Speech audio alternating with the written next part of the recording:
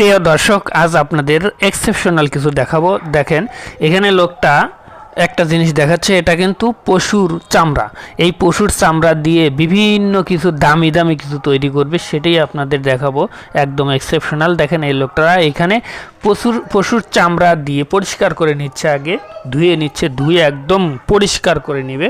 পরিষ্কার করার পরে কিছু মেশিনে দিচ্ছে, মেশিনে দেওয়ার পরে এটা আরও ভালোভাবে পরিষ্কার হয়ে যাচ্ছে এবং পরিষ্কার করার পরে কিন্তু এগুলো বের করে সুন্দরভাবে শুকাতে দিবে। এই দেখেন, মেশিনে দিছে, এই যে এখন শুকাতে দিছে।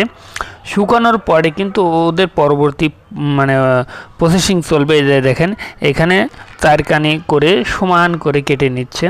এই যে তারপরে এখানে পশুর চামড়া থেকে লোমগুলো আলাদা করে নিচ্ছে, কারণ আলাদা করে এই লোম দিয়ে কিন্তু তুলা তৈরি করে বিভিন্ন ধরনের লেপ, তোষক এবং অন্যান্য কিছু তৈরি করবে। অন্যান্য কিছু তৈরি করে এই দেখেন, এই তুলাগুলো